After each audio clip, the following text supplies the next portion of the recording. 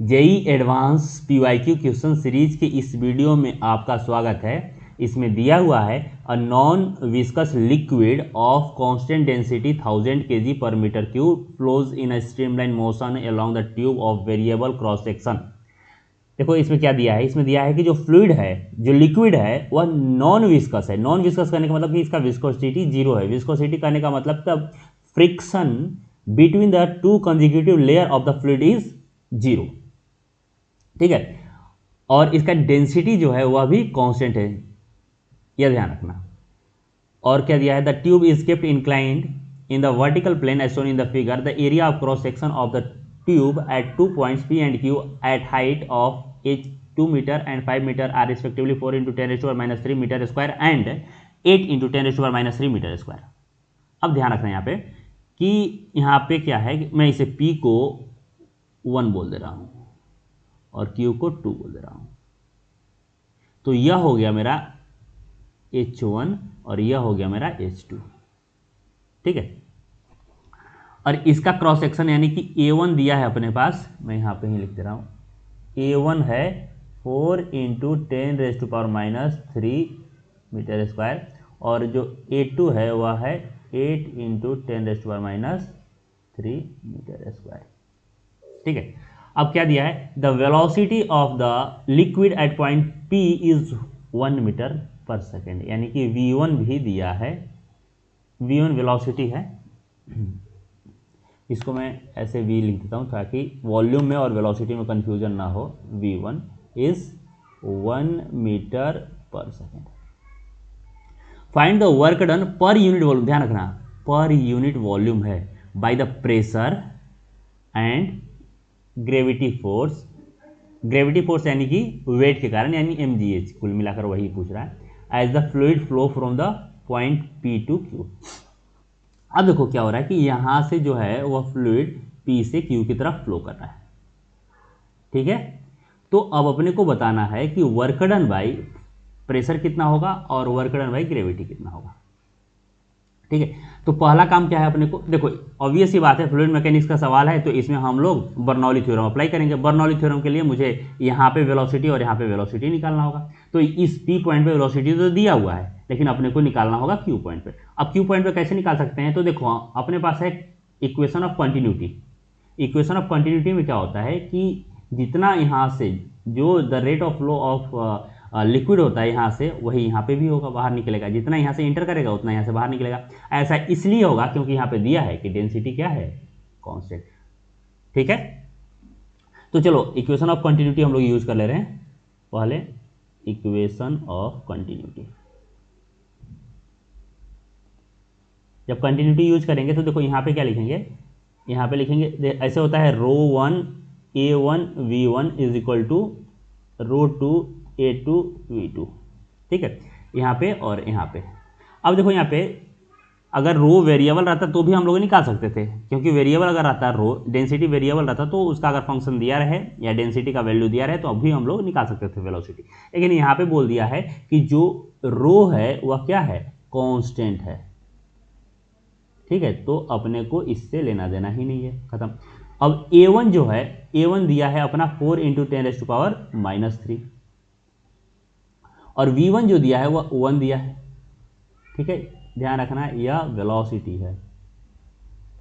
और यहाँ पे क्योंकि मैं इसे ρ1 और ρ2 को कैंसिल कर दिया, A2 इज 8 into 10⁻³ और V2 अपने को निकालना है। तो यहाँ से साफ साफ V2 जो आ गया, देखो क्या आ गया, यहाँ से V2 आ गया अपना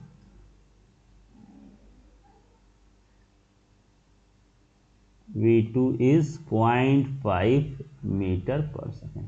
तो वेलोसिटी आ गया, यहाँ पे भी वेलोसिटी हम लोग निकाल लिए और यहाँ पे भी वेलोसिटी निकाल ली है। अब हम लोग बात कर लेते हैं कि वर्क डन पर यूनिट वॉल्यूम कैसे निकालेंगे। तो देखो पहली बात तो इसमें दिया हुआ है कि जो लिक्विड है वह नॉन विस्कस है। नॉन विस्कस है इसका मतलब यहाँ पे कोई भी एनर्जी लॉस नहीं होता। तो अगर नॉन विस्कस है तो यहाँ पे हम लोग बर्नौली थ्योरम अप्लाई कर सकते हैं। ठीक है, बर्नौली थ्योरम। देखो यह बोलता क्या है, बोलता है कि बेसिकली यह जो बेस्ड है वह कंजर्वेशन ऑफ एनर्जी पे बेस्ड है। इसमें बोलता है कि energy, total energy of fluid at point P will be equal to total energy of fluid at point Q। ठीक है, अब उसके लिए कंडीशन भी है, कंडीशन जो है वह नॉन विस्कस होना चाहिए, तो दे भी दिया है। लेकिन नॉन विस्कस इसलिए क्योंकि कोई भी लॉस ना हो।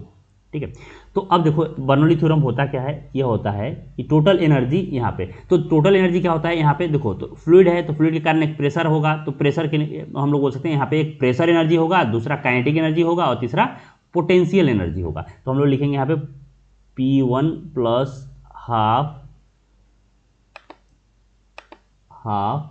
ρ1 V1 square plus ρ1 GH1 is equal to P2 plus half ρ2 V2 square plus ρ2 GH2।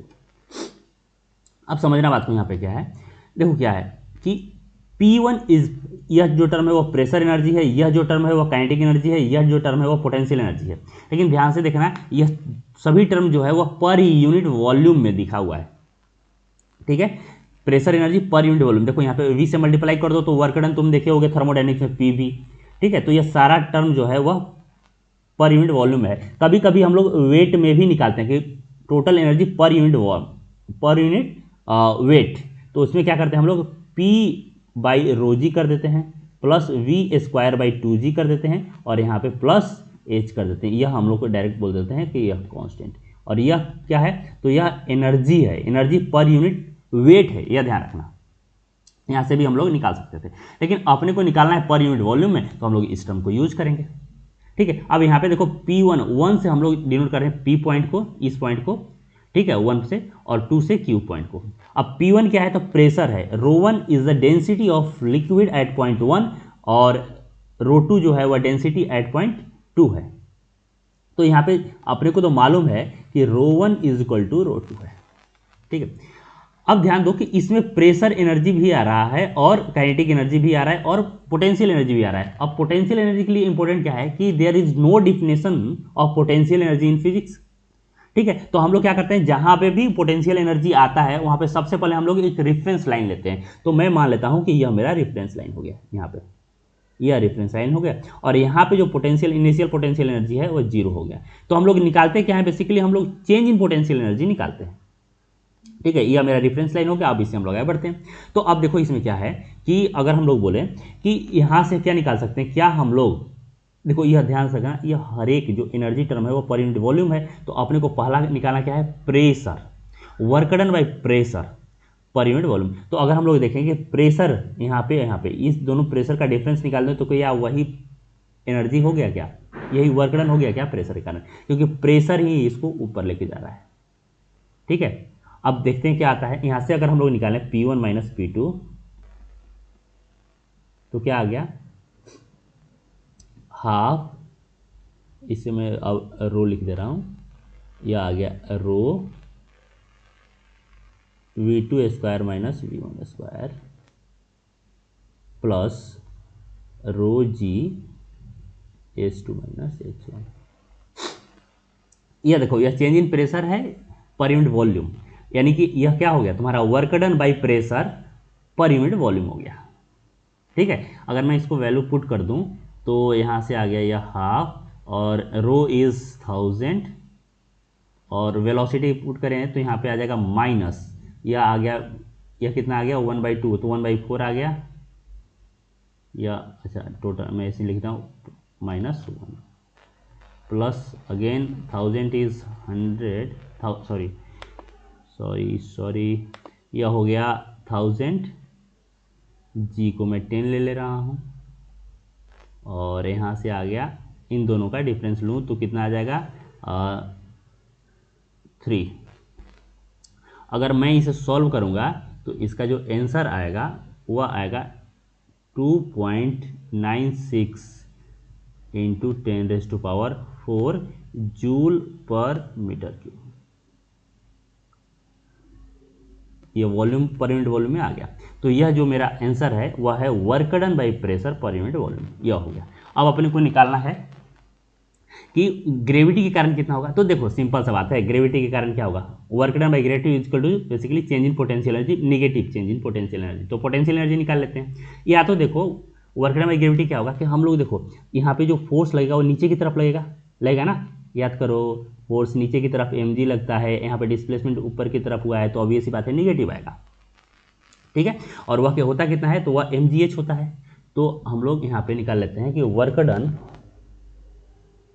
Done में जो ग्रेविटी होता है वो होता है mgh1 माइनस mgh2।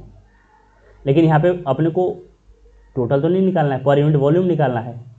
तो यहाँ पे हम लोग लिख सकते हैं कि रो जी h1 माइनस रो जी h2, और रो जी तो कांस्टेंट ही, तो h1 माइनस h2। तो यहाँ से अगर हम लोग पुट करें तो यह आ गया 1000 इंटू 10 इंटू यह कितना आ गया, तो -3 आ गया। तो यहाँ से लिख सकते हैं -3 into 10⁴ joule per meter cube. यह हो गया अपना आंसर, ठीक है। तो यह कंप्लीट हो गया, क्योंकि इसमें जो पूछा था 2 ही पूछे थे, तो 2 के कारण हम लोग निकाल दिए। तो अगर यह वीडियो आपको पसंद आया हो तो वीडियो को लाइक कीजिए और चैनल को सब्सक्राइब कीजिए। अगर कुछ भी समझ में नहीं आया है तो कमेंट सेक्शन में मेंशन कीजिए, मैं वहाँ पर रिप्लाई जरूर करूँगा। आज के लिए इतना ही। Thank you for watching.